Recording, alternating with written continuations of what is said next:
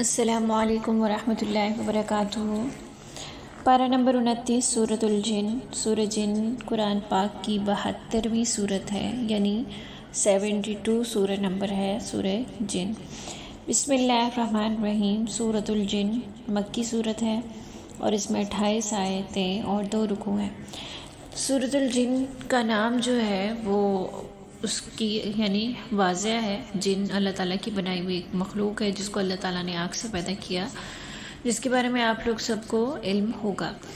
اچھا، یہ جو صورت ہے اس کا نام سورہ جن کیوں ہے؟ کیونکہ اس میں جنوں کے متعلق ایک واقعے کا تذکرہ کیا گیا ہے، تو لہٰذا اسی کے مطابق اس کا نام سورہ جن رکھا گیا۔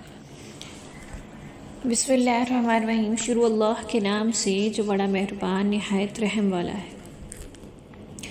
کل کہہ دیجئے، اوحی الیہ، آپ کہہ دیں کہ محمد مجھ پر وحی کی گئی ہے، انہ استمع نفر من الجن، کہ جنوں کی ایک جماعت نے قرآن سنا۔ فقالوا، تو وہ کہنے لگے یا انہوں نے کہا،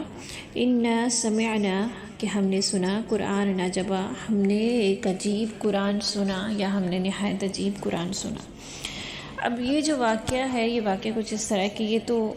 سورۃ الاحقاف میں بھی آئے گا، لیکن یہاں مختصر ہم اس کو میں وضاحت کرتی ہوں کہ آپ صلی اللہ علیہ وآلہ وسلم وادی نخلہ میں صحابہ کرام کو فجر کی نماز پڑھا رہے تھے، اور اس دوران آپ فجر کی نماز میں تلاوت فرما رہے تھے، تو کچھ جنوں کا وہاں سے گزر ہوا اور انہوں نے آپ صلی اللہ علیہ وآلہ وسلم کا قرآن سنا، اور اس قرآن سے، اس کی آیات سے بہت زیادہ متاثر ہوئے۔ تو پھر اس کے بعد آپ صلی اللہ علیہ وآلہ وسلم پر یہ صورت نازل ہوئی، یعنی یہ جو صورت ہے اس میں وحی کے ذریعے آپ صلی اللہ علیہ وآلہ وسلم کو بتایا جا رہا ہے کہ جو واقعہ پیش آیا تھا وہ، کیونکہ اس وقت آپ صلی اللہ علیہ وآلہ وسلم جب تلاوت کر رہے تھے اور جن سن رہے تھے، تو اس وقت آپ صلی اللہ علیہ وآلہ وسلم کے علم میں نہیں تھا کہ جنوں کی ایک جماعت جو ہے اس نے کس طرح قرآن سنا، پھر ان میں جو آپس میں باتیں ہوئی، یا پھر جنوں کی اس جماعت نے وہ قرآن سننے کے بعد آگے جا کے جو آپس میں اس کے متعلق اپنے تاثرات ظاہر کیے اور اپنی قوم کو جو اس کے بعد دعوت دی، یہ جو بھی معاملات پیش آئے، وہ سارے معاملات آپ صلی اللہ علیہ وآلہ وسلم کو اس وحی کے ذریعے بتائے گئے۔ اور حضرت ابن عباس کی بھی روایت ہے کہ وہ جو قرآن پاک سننا تھا جنوں کا، وہ آپ صلی اللہ علیہ وآلہ وسلم نے ان کو باقاعدہ خود نہیں سنایا تھا، بلکہ ان کا گزر ہوا تو انہوں نے سنا تھا، اور وہ سننا آپ صلی اللہ علیہ وآلہ وسلم کے علم میں نہیں تھا، جو کہ یہاں آپ صلی اللہ علیہ وآلہ وسلم کو اس وحی کے ذریعے آگاہ کیا جا رہا ہے۔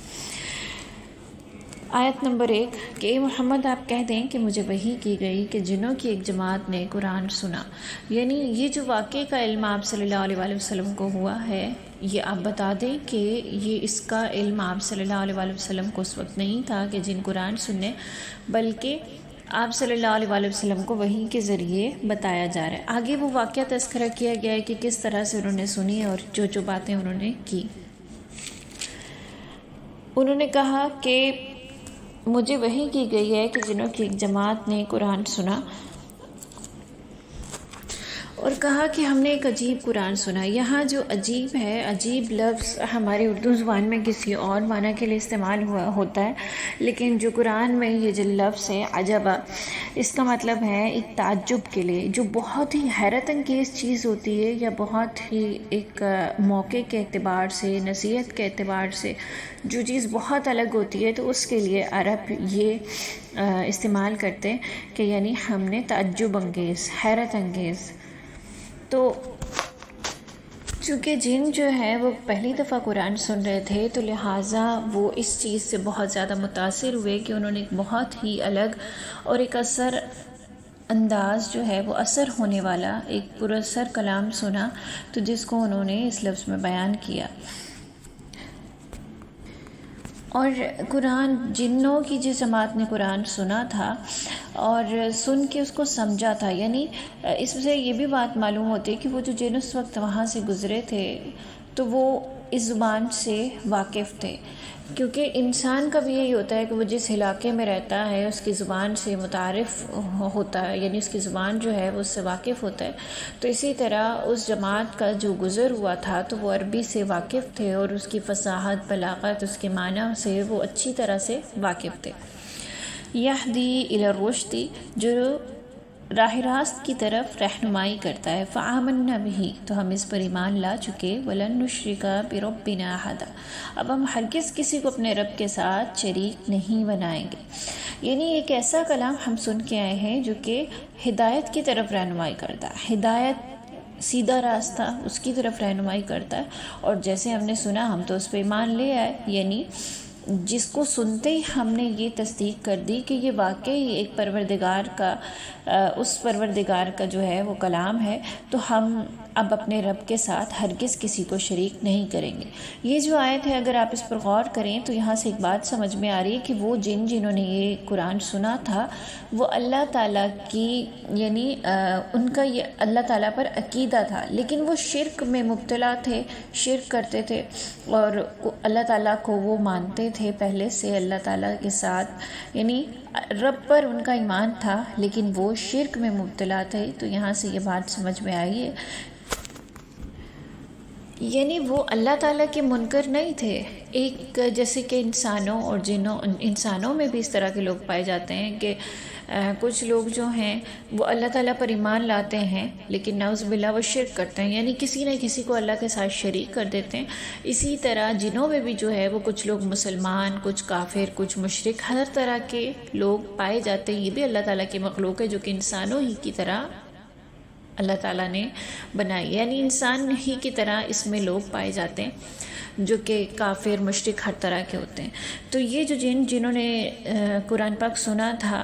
یہ واضح ہے کہ یہ کیا تھے، یہ اللہ تعالیٰ پر ایمان لائے تھے، یعنی اللہ تعالیٰ اپنے رب کا انکار کرنے والے نہیں تھے بلکہ یہ شرک میں مبتلا ہو چکے تھے۔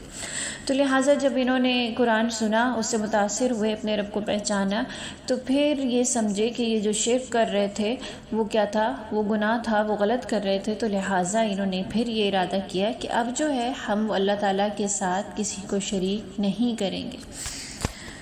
وَأَنَّهُ تَعَالَى جَدُّ رَبِّنَا مَا اتَّخَذَ صَاحِبَةً وَلَا وَلَدًا وَأَنَّهُ تَعَالَى، اور بے شک ہمارے رب کی شان جو ہے وہ تو بہت بلند ہے۔ وَأَنَّهُ تَعَالَى، کہ بے شک ہمارے رب کی شان بہت بلند ہے۔ مَا اتَّخَذَ صَاحِبَةً وَلَا وَلَدًا، نہ اس نے کسی کو اپنی بیوی بنایا اور نہ ہی بیٹا۔ یعنی یہ جو شرک ہے، جس طرح سے مسلمانوں میں کچھ مشرکین کے یہ نعوذ باللہ عقائد پائے جاتے تھے کہ وہ اللہ تعالیٰ کے ساتھ شرک کرتے تھے، اور اس شرک میں کچھ مشرکین، جیسے کہ ہم نے پچھلی صورتوں میں بھی سمجھا تھا اور پڑھا تھا کہ کچھ مشرکین ایسے تھے، ان کے عقائد یہ تھے کہ وہ فرشتوں کو نعوذ باللہ اللہ کی بیٹیاں قرار دیتے تھے، اور اسی طرح بہت سارے عقائد ایسے تھے کہ جس میں وہ اللہ کے ساتھ کوئی نہ کوئی شرک کرتے تھے۔ اسی طرح سے وہ جو جنات تھے ان میں بھی ایسے لوگ پائے جاتے تھے جو اللہ کے ساتھ شرک کرتے تھے۔ تو یہاں سے ایک بات یہ بھی ثابت ہو گئی کہ جو جن ہیں وہ بھی انسانوں ہی کی طرح کچھ مسلمان، کچھ مشرک، اور یعنی اسی طرح ہوتے ہیں۔ دوسرا یہ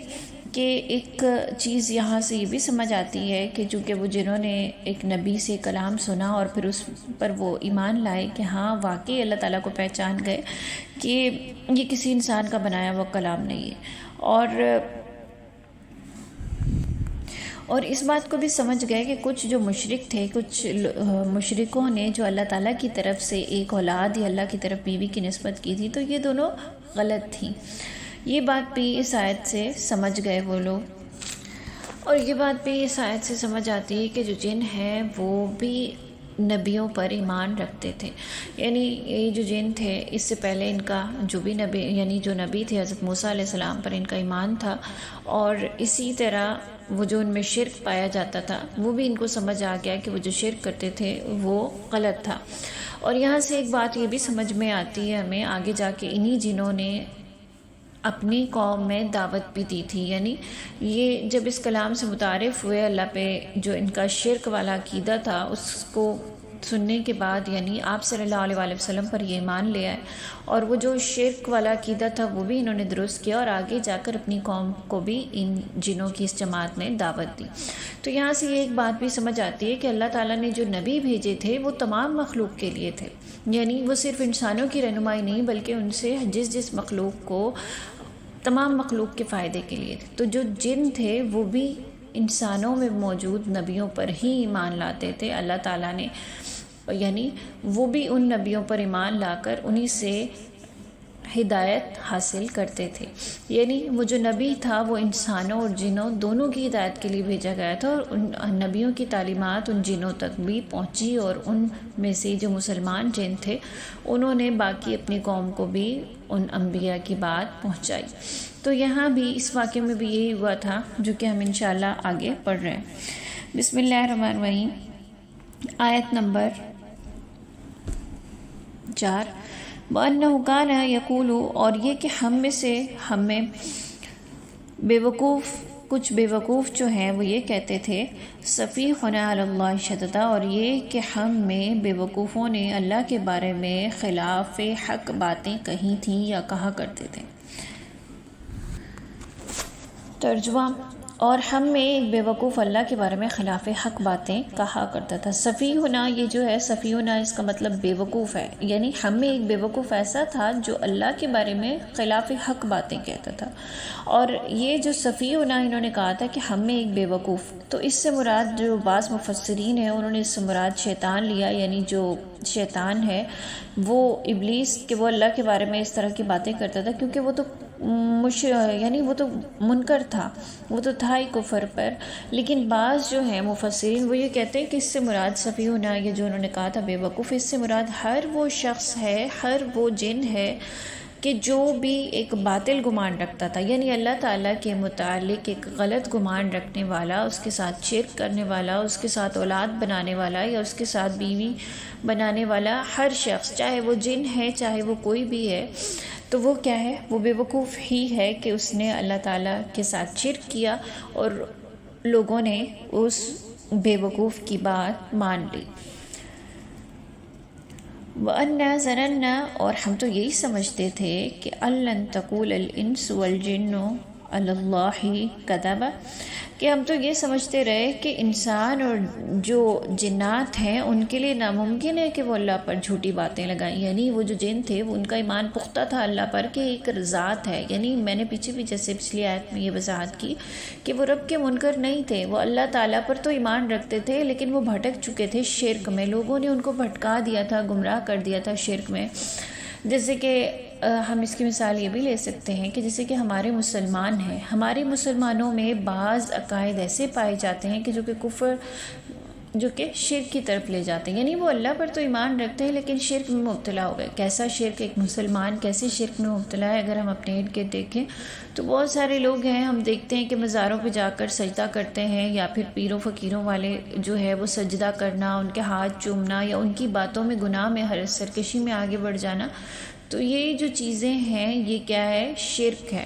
اللہ کے سوا کسی اور کو اتنی اہمیت دینا کہ وہ عبادت اور اس کی بندگی میں لگ جائے، تو یہ ایک طرح سے شرک ہے جو کہ کہیں نہ کہیں پایا جاتا ہے۔ تو یہی تھا کہ وہ سمجھتے تھے کہ ایسا ہو ہی نہیں سکتا کہ کوئی انسان یا جن جو ہے وہ اللہ تعالیٰ کے ساتھ اتنی بڑی باتیں کرے، یعنی بہتان کیسے لگایا جا سکتا ہے؟ ایک خالق جس نے ہمیں پیدا کیا اس کے بارے میں ہم کیسے کہہ سکتے ہیں یا کوئی بہتان لگا سکتے ہیں؟ تو وہ یہ سمجھتے تھے کہ اگر کسی نے یہ کہا ہے تو یقیناً ان کے پاس کوئی دلیل ہوگی یا پھر وہ سچی کہا ہوگا، تو وہ کیا کرتے تھے کہ وہ آنکھیں بند کر کے ایمان لے آتے، جیسے کہ آج کل ہمارے کچھ مسلمان بیوقوفی میں بھی یہ کرتے ہیں۔ تو لہٰذا وہ یہی کہا جا رہا ہے کہ ایسا تو ہو ہی نہیں سکتا تھا کہ ہم سمجھتے یا ہمارا یہ گمان ہوتا کہ کچھ لوگ جو ہیں کہ انسان اور جن ان میں سے کوئی اللہ پر جھوٹی تہمت بھی لگا سکتا ہے یا جھوٹی باتیں لگا سکتا ہے۔ وَأَنَّهُ كَانَ رِجَالٌ مِّنَ الْإِنسِ، کہ بات تو یہ کہ چند انسان جو تھے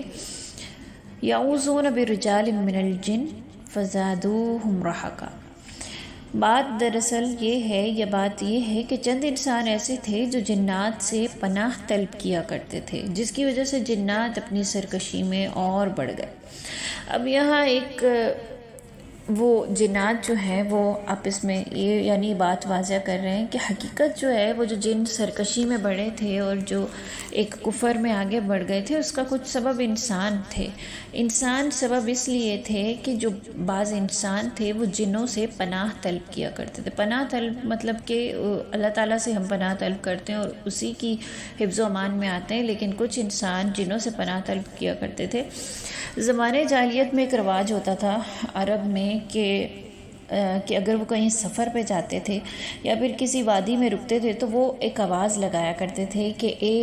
وادی میں رہنے والے جو جنوں کے سردار، ہم تیری پناہ میں آتے ہیں۔ اور ان کا عقیدہ یہ تھا کہ جب بھی کسی ایسی جگہ پہ جایا جائے جو سنسان ہو، جو وادی ہو، تو وہاں اگر کوئی جنات، ہر جگہ جو ایسی جگہ ہوتی وہاں کوئی نہ کوئی جنات موجود ہوتے ہیں، تو لہٰذا اگر ہم ایسا کہیں گے تو وہ جو رئیس جن ہوگا، ہم اس کی پناہ مانگ لیں تو ان کے تو کوئی بھی ہمیں پریشان نہیں کرے گا، کوئی ہمیں تنگ نہیں کرے گا۔ تو لہٰذا جو ان کا یہ گمان تھا، اور پھر جو وہ علاقے میں جاتے اور جا کے وہاں جو آواز لگاتے تھے اور اس طرح سے پناہ مانگتے تھے، تو وہ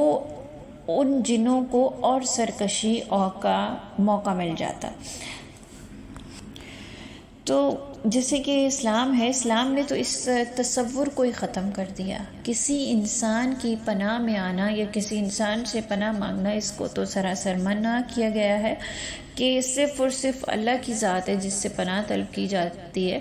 اللہ تعالیٰ کے علاوہ کوئی انسان، کوئی مخلوق اس لائق نہیں ہے کہ وہ کسی کو کسی بھی مصائب سے، کسی تکلیف سے یا کسی چیز سے بچانے کی صلاحیت رکھتی ہو۔ تو لہٰذا یہی کہا جا رہا ہے کہ جب جنات جو تھے انہوں نے دیکھا کہ انسان ہم سے ڈرتے ہیں اور ہماری پناہ میں آتے ہیں، تو ان کی جو سرکشی تھی وہ بہت زیادہ بڑھ گئی۔ وَأَنَّهُمْ ظَنُّوا كَمَا ظَنَنْتُمْ، انہوں نے بھی تم جنوں کی طرح گمان کر لیا، أَلَّن يَبْعَثَ اللَّهُ أَحَدًا، کہ اللہ کسی کو نہیں بھیجے گا۔ یعنی جب ان سے پناہ مانگی جانے لگی اور انسان ان سے پناہ مانگنے لگے تو وہ جو جن تھے وہ اور سرکش ہو گئے، اور ان کو ایسے لگنے لگا کہ جب وہ سرکش ہو گئے تو ایسا لگنے لگا کہ جیسے اللہ تعالیٰ جو ہے وہ ان سے کبھی یعنی سوال جواب ہی نہیں کرے گا، یا پھر ان کو دوبارہ زندہ کرے گا ہی نہیں۔ تو وہ یہ گمان کرنے لگے۔ وَأَنَّا لَمَسْنَا السَّمَاءَ فَوَجَدْنَاهَا مُلِئَتْ حَرْسًا شَدِيدًا وَشُهُبًا، اور ہم نے آسمان کو ٹٹول کر دیکھا تو اسے سخت چوکیدار اور سخت شعلوں سے پور پایا۔ یعنی جب پہلے یہ ہوتا تھا کہ آسمان پر کوئی پہرے نہیں لگائے گئے تھے، یعنی آسمان پر جنات جاتے تھے اور جا کر جو آسمان نے دنیا یعنی اللہ تعالیٰ جب فرشتوں کو کوئی حکم دے رہا ہوتا تھا تو وہ جو جنات تھے وہ جا کر کان لگا کر سننے کی کوشش کرتے اور اس کو لا کر نجومیوں کو بتاتے، اور اس طرح سے وہ سرکشی پھیلانا اور فساد پھیلاتے تھے۔ لیکن جب آپ صلی اللہ علیہ وآلہ وسلم کو اللہ تعالیٰ نے مبعوث کیا تو اس کے بعد جو ہے وہ جو آسمانی دنیا تھا اس پر پہرا سخت کر دیا گیا اور اس کو بدل دیا گیا، یعنی اس پر اللہ تعالیٰ نے فرشتے مقرر کر دیے گئے۔ تو جب اس پر فرشتے مقرر کر دیے گئے تو اس کے بعد یہ ہوتا تھا کہ اگر کوئی بھی سرکش جنات اس طرف جاتا تھا تو ایک شعلہ نظر آتا، یعنی حرسن شدیدہ کا مطلب یہ ہے کہ سخت شعلوں سے، یعنی بہت زیادہ سخت چوکیدار۔ حرسن شدیدہ سخت چوکیدار، شعبہ کہتے ہیں سخت قسم کے شعلے کو۔ تو جب کوئی شیاطین جو ہے وہ اس طرف جاتا اور آسمان کی کوئی بات سننے کی کوشش کرتا تو وہ جو ستارے ہوتے تھے وہ شعلہ بن کر یا ان پر پھینکے جاتے یا اس سے ان کو مارا جاتا۔ یہ ہم سورہ نجم میں بھی اس کی تفسیر پڑھیں گے اور پڑھی تھی، ہم نے اس کی تفسیر پہلے بھی پڑھی ہے، تو آگے بھی انشاءاللہ ہم اس کی تفسیر بالکل ڈیٹیل میں پڑھیں گے کہ جب وہ دیکھتے کہ وہ جو سرکش جنات جاتے ہیں تو وہ ایک شعلہ آگ کا ان کو مارا جاتا اس کی حفاظت کے لیے۔ وَأَنَّا كُنَّا نَقْعُدُ مِنْهَا مَقَاعِدَ لِلسَّمْعِ، اس سے پہلے ہم تو باتیں سننے کے لیے آسمان میں جگہ جگہ بیٹھ جایا کرتے تھے۔ فَمَن يَسْتَمِعِ الْآنَ يَجِدْ لَهُ شِهَابًا رَّصَدًا، اب ایسا ہوتا ہے کہ اب جو بھی کان لگاتا ہے تو وہ ایک شعلے کو دیکھتا ہے کہ وہ اس کی طاق میں آ رہا ہوتا ہے، یعنی ایک شعلہ ہے جو اس کی طاق میں جیسے ہی کوئی آئے گا تو اس کو وہ شعلہ مار دیا جائے گا۔ یعنی آپ صلی اللہ علیہ وآلہ وسلم سے پہلے تو ایسا ہوتا تھا کہ جنات وہاں جا کے طاق لگا کے بیٹھتے اور سنتے تھے، باتیں سنتے تھے، نجومیوں کو پہنچاتے تھے۔ لیکن جب آپ صلی اللہ علیہ وآلہ وسلم مبعوث ہو گئے تو اس کے بعد یہ سلسلہ بند کر دیا گیا، ایک سخت پہرا لگا دیا گیا۔ اس کے بعد جو کوئی اس نیت سے اوپر جاتا تھا تو ایک شعلہ جو ہے وہ اس طاق میں، اس کی طاق میں بیٹھا ہوتا تھا، یعنی جس طرح کہ ایک شکاری گھات لگا کے بیٹھا ہوتا ہے کہ جیسے ہی شکار آئے گا تو وہ اس پہ جھپٹ پڑے گا، تو اسی طرح سے وہ شعلہ ہوتا تھا کہ جیسے ہی شیاطین آئیں گے، جنات آئیں گے تو اس کو وہ شعلہ آگ کا مار دیا جائے گا۔ تو یہ جو ہے وہ جنات آپس میں یہ باتیں کر رہے تھے کہ ہم نے تو یہ جو فرق ہے یہ واضح محسوس کیا ہے، مطلب کہ وہ جو انہوں نے حضرت موسیٰ پر جو ایمان تھا ان کا اور انہیں سب معلوم تھا، اور یقیناً حضرت موسیٰ علیہ السلام کی جو کتاب تھی اس پر بھی وہ جنات ایمان رکھتے ہوں گے، جو انہیں اس کے بارے میں علم تھا کہ ایک آخری نبی آئے گا، اور وہ جو انہوں نے آسمان اور زمین میں تبدیلی پائی تو وہ سمجھ گئے کہ یہ جو سب ہوا ہے یہ اسی نبی کی بدولت ہے اور اسی کلام کی بدولت ہے، یہ جو آخری کلام اللہ تعالیٰ نے بھیجا ہے یہ حق ہے۔ یعنی وہ جنات یہ سب کچھ جان چکے تھے کہ یہ جو آخری کتاب ہے یہ برحق ہے، اسی کی وجہ سے یہ ساری تبدیلی آئی ہے۔ وَأَنَّا لَا نَدْرِي الشَّرُّ نُرِيدَ بِمَنْ فِي الْأَرْضِ مَرَادَ بِهِمْ رَبُّهُمْ رَشَدًا، ہم نہیں جانتے کہ زمین والوں کے ساتھ کسی برائی کا ارادہ کیا گیا یا پھر ان کا رب جو ہے وہ ان کے ساتھ بھلائی چاہتا ہے۔ یعنی یہ جو ہے ایک اتنا پہرا لگا دیا گیا ہے تو یہ ہمیں اندازہ نہیں ہو رہا کہ یہ اللہ تعالیٰ جو ہے یعنی جو زمین والوں کے ساتھ اللہ تعالیٰ بھلائی کرنا چاہ رہا ہے یا پھر ان کا رب جو ہے ان کے ساتھ کوئی اور برائی کرنا چاہ رہا ہے۔ کہنے کا مطلب یہ ہے کہ جب یہ معاملات ہوئے تھے، جب آسمان پر اتنا سخت پہرا لگا دیا گیا تھا تو اس وقت ہم یہ سوچ رہے تھے کہ ایسا کیا ہونے والا ہے، کہ زمین پر ایسا کیا واقعہ ہونے والا ہے کہ اتنا سخت پہرا لگا دیا گیا ہے کہ جو خبریں ہیں اوپر آسمان کی خبروں کو محفوظ کرنے کے لیے اس قدر سخت پہرا لگا دیا گیا ہے۔ پہلے تو جا کر ہم خبریں لیتے تھے اور کچھ نہیں ہوتا تھا، لیکن اب اتنا پہرا سخت ہے کہ کچھ سمجھ نہیں آ رہا کہ اللہ تعالیٰ نے کیا ارادہ کیا ہے اور اللہ تعالیٰ زمین والوں کے ساتھ کیا کرنے والا ہے۔ اب ہم کوئی بھی خبر نہیں لے سکتے، یعنی وہ تبدیلی وہ محسوس کر رہے تھے۔ وَأَنَّ مِنَّا الصَّالِحُونَ وَمِنَّا دُونَ ذَلِكَ كُنَّا طَرَائِقَ قِدَدًا، بے شک ہم میں تو نیک بھی ہیں اور اس کے برعکس ہم مختلف طریقوں سے بھی بٹے ہوئے ہیں۔ یعنی یہاں سے یہ بات بھی سمجھ آ گئی کہ جیسے مسلمان ہوتے ہیں، جیسے مسلمانوں میں کچھ مسلمان ہیں، کافر ہیں، یہودی ہیں، عیسائی، مجوسی وغیرہ سب ہیں، تو اسی طرح سے یہاں سے اس آیت سے یہ بات سمجھ آتی ہے کہ یہ جو جن ہیں وہ کہہ رہے ہیں کہ ہم بھی متفرق جماعتوں اور مختلف صنفوں میں بٹے ہوئے ہیں، یعنی جو جنات ہیں ان کی بھی مختلف جماعتیں ہیں، جس طرح مسلمانوں نے اپنی جماعتیں بنا رکھی ہیں، ان میں سے کچھ حق پہ ہیں، کچھ غیر حق پہ، یعنی کچھ ناحق ہیں جماعتیں، تو لہٰذا جنوں میں بھی ایسی جماعتیں پائی جاتی تھیں۔ یعنی وہ یہ کہہ رہے تھے کہ ہم بھی ایسے ہیں، ہم میں سے کچھ جو ہیں وہ نیک ہیں اور کچھ جو ہیں جنات میں بھی مسلمان، کافر، یہودی، عیسائی، مجوسی وغیرہ ہر طرح کے جنات پائے جاتے ہیں۔ وَأَنَّا ظَنَنَّا لَن نُعْجِزَ اللَّهَ فِي الْأَرْضِ وَلَن نُعْجِزَهُ حَرَبًا، اور پھر ہم نے یہ سمجھ لیا کہ ہم اللہ تعالیٰ کو زمین میں بھی عاجز نہیں کر سکتے اور نہ ہی ہم بھاگ کر اسے ہرا سکتے ہیں۔ یعنی جب ہم نے زمین اور آسمان میں اتنی تبدیلیاں محسوس کیں اور اس کے بعد جب ہم نے اس حق کو سنا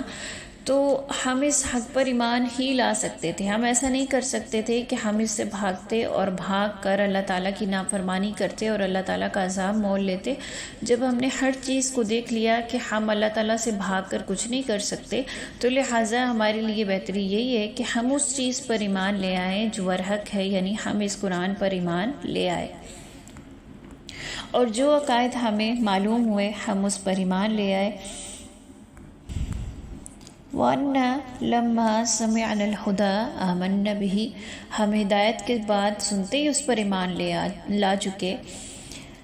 فَمَن يُؤْمِن بِرَبِّهِ فَلَا يَخَافُ بَخْسًا وَلَا رَهَقًا، اور جو بھی اپنے رب پر ایمان لائے گا تو اسے نہ کسی قسم کا نقصان کا اندیشہ ہے اور نہ ہی ظلم کا، نہ سرکشی کا یا نہ ظلم و ستم کا۔ وَأَنَّ مِنَّ الْمُسْلِمُونَ وَمِنَّ الْقَاسِطُونَ، اور ہم میں سے بعض تو مسلمان ہیں اور بعض جو ہیں وہ بے انصاف لوگ ہیں. فَأُولَٰئِکَ تَحَرُّوا رَشَدًا، بس جو فرما بردار ہو گئے تو انہوں نے ہدایت والے راستے کا ارادہ کر لیا. یعنی ہم میں سے ہم جیسے ہی ہم نے ہدایت کو سنا اور ہم ایمان لے آئے، اور جو کوئی بھی رب پر ایمان لے آتا ہے تو اسے نقصان کا اندیشہ نہیں ہوتا. یعنی اللہ تعالیٰ کے سامنے اگر ایک شخص نے سر جھکا دیا، اللہ پر ایمان لے آیا، اس کے آخری نبی پر ایمان لے آیا، اس کی آخری کتاب پر ایمان لے آیا، تو گویا اس سے کوئی بھی ظلم و ستم نہیں ہوگا. جو شخص اپنے رب کا فرما بردار ہے اس کے لیے آخرت میں بھی بھلائی ہے اور دنیا میں بھی بھلائی ہے. اور ہم میں سے کچھ لوگ ایسے ہیں جو مسلمان ہیں، یعنی جو ایمان لانے والے ہیں، اور کچھ ایسے ہیں کہ جو انصاف نہیں کرتے. یعنی انصاف تو یہ ہے کہ اپنے خالق کو پہچانا جائے اور اس نے جو حکم دیا ہے وہ کام کیا جائے. لہٰذا جو فرما بردار ہو جائے گا تو وہ تو سمجھے سیدھے راستے پر ہے، اور جو فرما بردار نہیں ہوگا وَأَمَّا الْقَاسِطُونَ، اور جو ظالم ہے یا ہم میں جو بے انصاف ہیں فَكَانُوا لِجَهَنَّمَ حَطَبًا، تو وہ تو جہنم کا ایندھن بنا دیے جائیں گے. یعنی یہاں سے یہ بات بھی سمجھ آتی ہے کہ جس طرح سے مسلمانوں کے لیے ہے کہ جو نبوت محمدیہ پر ایمان لائے گا تو وہ مسلمان کہلاتا ہے، اور اس کا جو منکر ہے وہ بے انصاف ہے، یعنی وہ مسلمان نہیں ہے. تو اسی طرح سے وہ جنات کا بھی عقیدہ تھا. جو جنات تھے وہ بھی جو آپ صلی اللہ علیہ وآلہ وسلم پر ایمان لائے، جو قرآن پہ ایمان لائے، وہ بھی اس بات کے قائل تھے کہ اگر ہم نبی پہ ایمان لے آئیں گے، ہم اللہ پہ ایمان لے آئیں گے تو ہم جہنم سے بچ جائیں گے. اور جو کوئی ایمان نہیں لائے گا تو وہ کیا ہوگا، چاہے وہ انسان ہے چاہے وہ جنات ہیں، وہ کیا ہوں گے، جہنم کا ایندھن بنیں گے.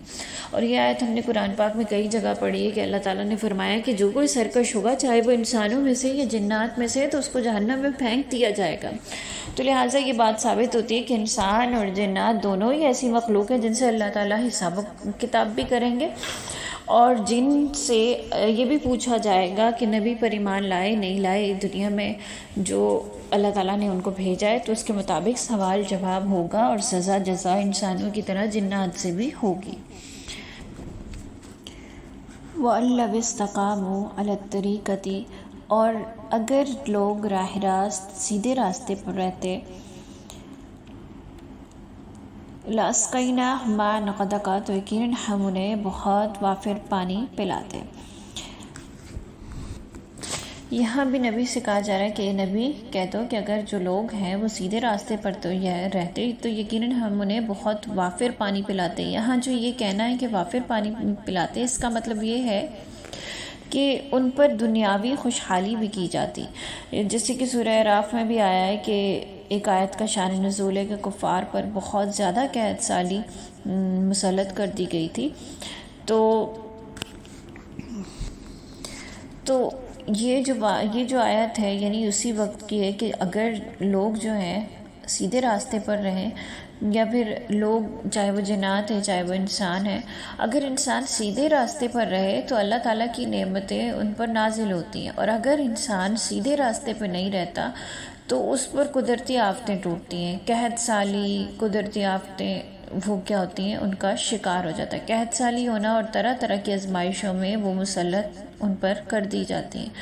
تو کوئی بھی قوم جو ہے اگر وہ ہدایت پر چلتی رہتی ہے تو اس کے معاملات ٹھیک رہتے ہیں، اور اگر مسلمان ہوں یا کوئی بھی قوم ہو وہ ہدایت پر نہیں چلتی تو اللہ تعالیٰ نے قرآن میں کئی جگہ فرمایا کہ مجھے ایسے لوگوں کی ضرورت نہیں ہے جو نافرمان ہوں، تو میں اگر چاہوں تو اس قوم کو ختم کر کے اس کی جگہ دوسری لے آؤں، یا پھر کیا کروں، ان پر ایک عذاب مسلط کر دوں.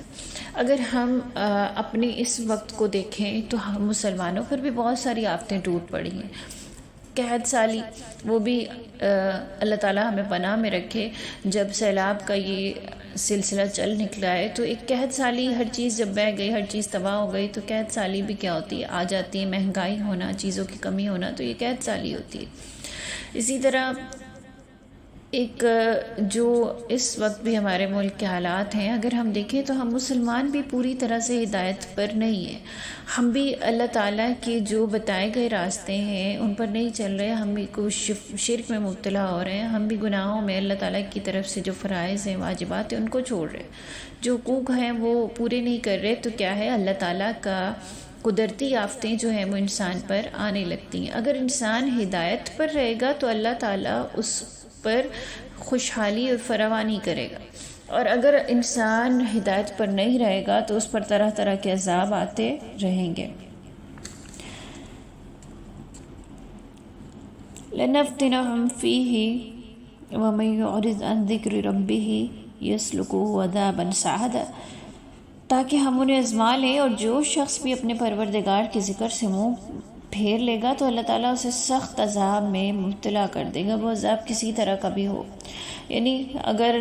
ہم اللہ کے ذکر سے منہ پھیر لیں گے تو ہم پہ عذاب مسلط کر دیے جائیں گے، جیسے کہ ہم دیکھ رہے ہیں۔ ہم مسلمان واقعی قرآن سے اتنا دور ہو گئے ہیں، ہم دین سے اتنا دور ہو گئے ہیں کہ اگر ہم ایک سرسری طور پر بھی جائزہ لیں، کسی سے اس کے دین کے بارے میں معلومات پوچھیں، ہم مسلمانوں کو ہمارے دین کی معلومات نہیں ہے، ہم مسلمانوں کو ہمارے قرآن حدیث کسی چیز کا علم نہیں ہے، مطلب ہمیں ہمارے قرآن کے بارے میں نہیں پتہ ہوتا کہ ہمارے قرآن میں کیا ہے، یا کسی چیز کے بارے میں ہمیں بالکل بھی دین سے ہم دور ہو گئے،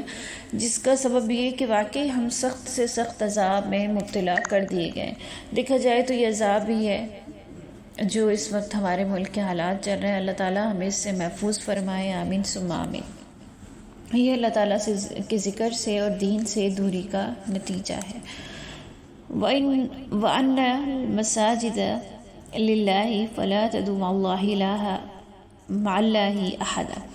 وَأَنَّ الْمَسَاجِدَ لِلَّهِ فَلَا تَدْعُوا مَعَ اللَّهِ أَحَدًا، اور یہ کہ مسجدیں صرف اللہ ہی کے لیے خاص ہیں، بس اللہ کے ساتھ کسی اور کو نہ پکارو۔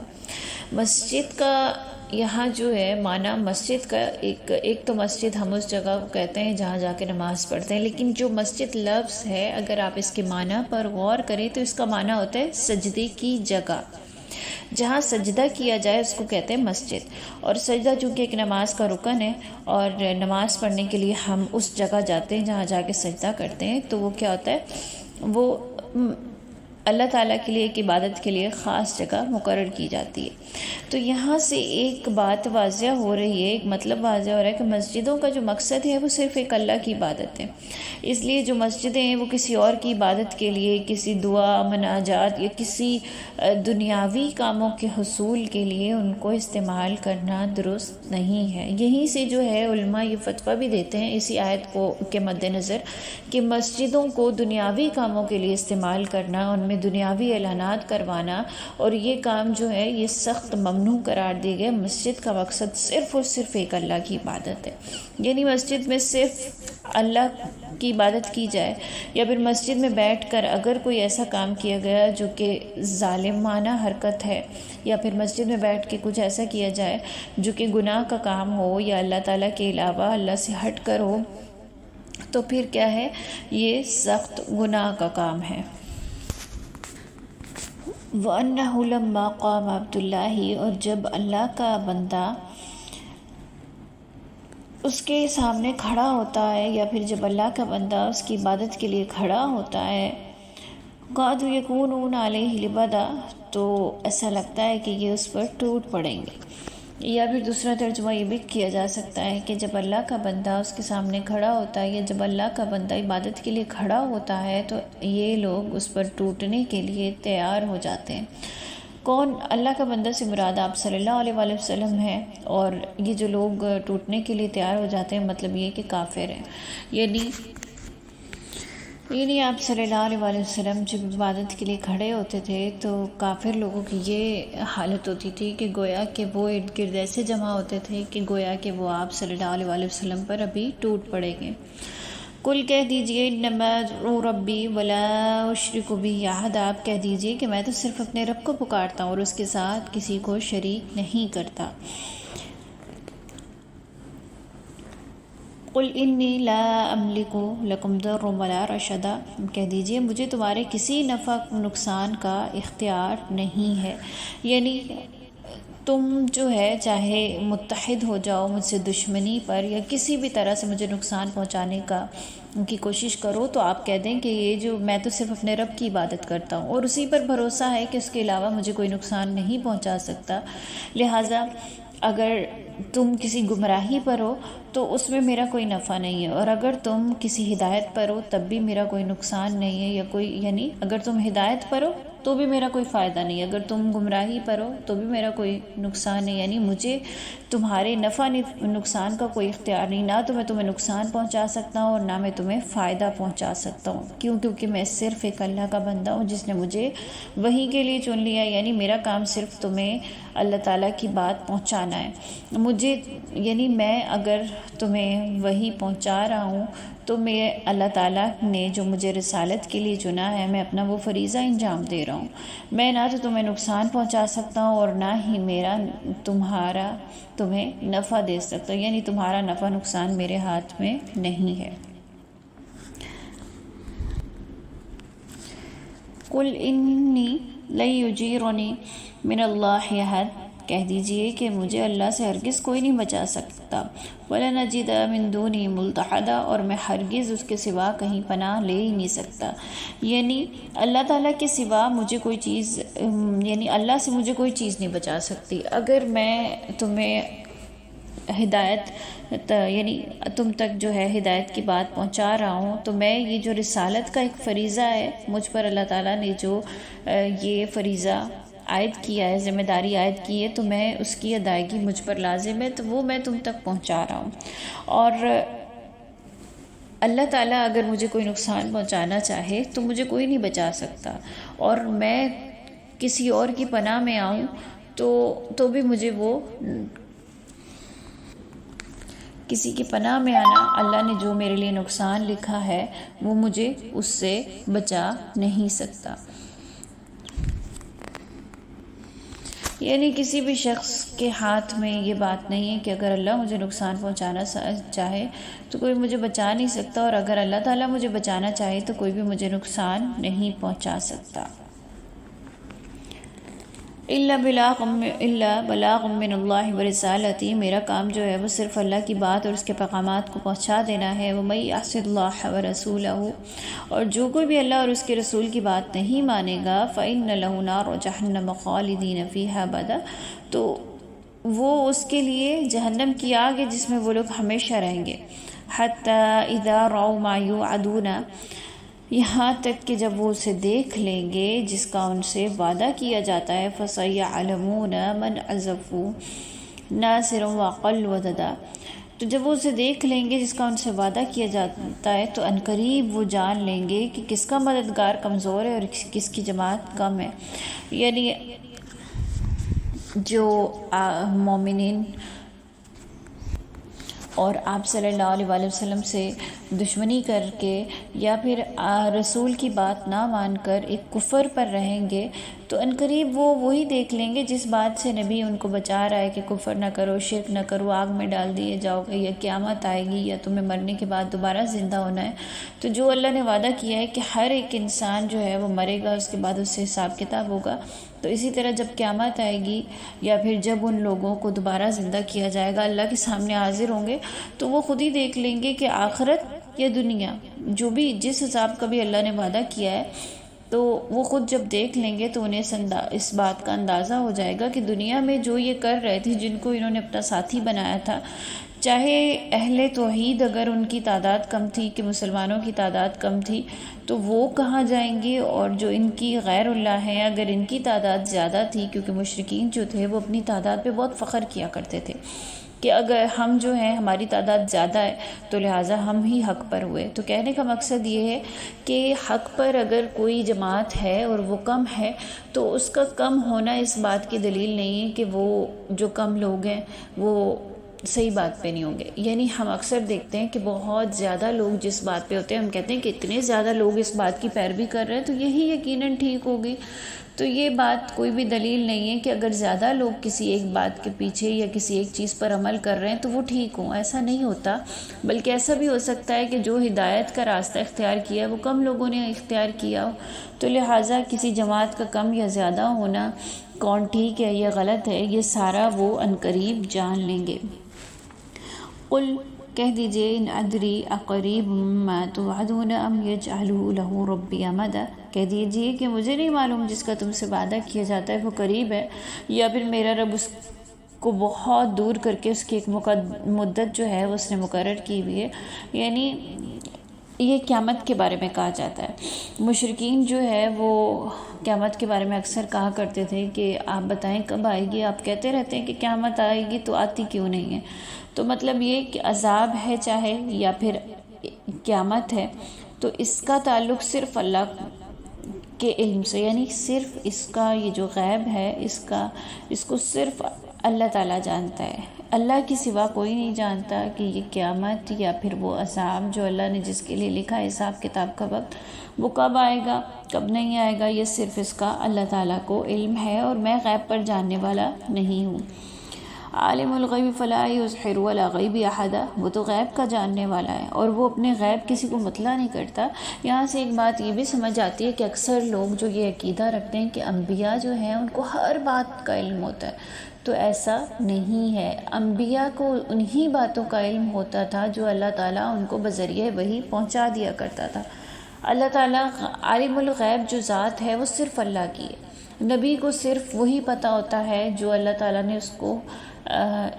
بتایا، اور جہاں وہ موجود ہے یعنی جہاں وہ حاضر ہے اس وقت اس کو وہاں کا حال پتہ ہوگا، لیکن ارد گرد یا پھر کہیں موجود نہیں ہے نبی اور اس کو ان واقعات کا علم ہے، تو وہ یقیناً اللہ نے اس کو اپنے وحی کے ذریعے بتایا۔ تو نبی جو ہوتا ہے وہ عالم الغیب نہیں ہوتا، اس کو جو ایک علم پہنچایا جاتا ہے وہ وحی کے ذریعے پہنچایا جاتا ہے۔ عالم الغیب سے مراد ہوتی ہے ایسی ذات جس کو ہر وقت ہر جگہ ہر چیز کے بارے میں علم ہو، اور وہ ذات واحد ذات اللہ تعالیٰ کی ہے۔ إِلَّا مَنِ ارْتَضَىٰ مِن رَّسُولٍ فَإِنَّهُ يَسْلُكُ مِن بَيْنِ يَدَيْهِ وَمِن خَلْفِهِ رَصَدًا، سوائے اس پیغمبر کی جسے وہ پسند کر لے لیکن اس کے پیچھے اور آگے وہ پہرے دار مقرر کر دیتا ہے۔ یعنی جب اللہ تعالیٰ نے کسی پیغمبر کو منتخب کر لیا، اور منتخب کرنے کے بعد جو ہے اللہ تعالیٰ جب کسی پیغمبر کو وحی پہنچاتا ہے تو اس وقت اس کے آگے اور پیچھے فرشتے ہوتے ہیں۔ یعنی جب اللہ تعالیٰ کسی پیغمبر کو کوئی غیب کی بات، کوئی غیب کا علم دے رہا ہوتا ہے یا وحی نازل ہو رہی ہوتی ہے، تو اس وقت سوال ہی پیدا نہیں ہوتا کہ اس غیب پر کوئی شیاطین، کوئی جنات یا کوئی اور دوسرا واقف ہو سکے، کیونکہ اس وقت جب وحی نازل ہو رہی ہوتی ہے تو وہ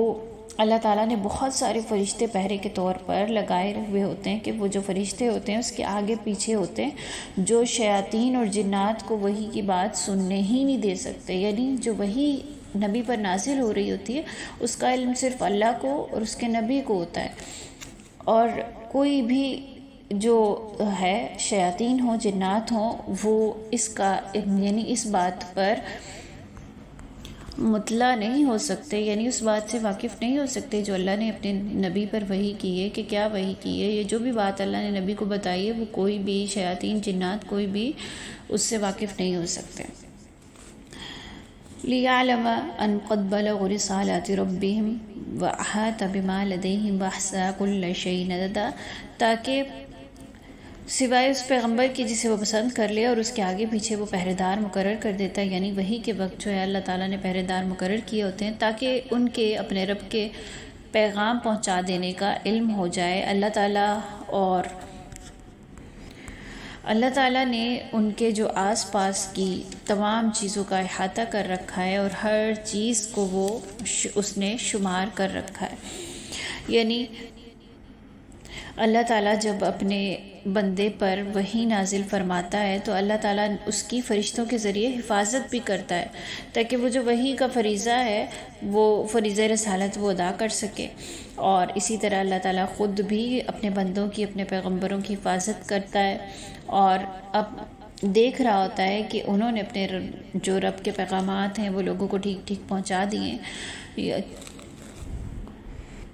تو اللہ تعالیٰ نے ہر چیز کا احاطہ کیا ہوا ہے، یعنی اللہ تعالیٰ نے ہر چیز کو شمار کر رکھا ہے، اس کے علم میں ہے کہ کون کیا کر رہا ہے کیا نہیں کر رہا، وہ ہر چیز سے واقف ہوتا ہے۔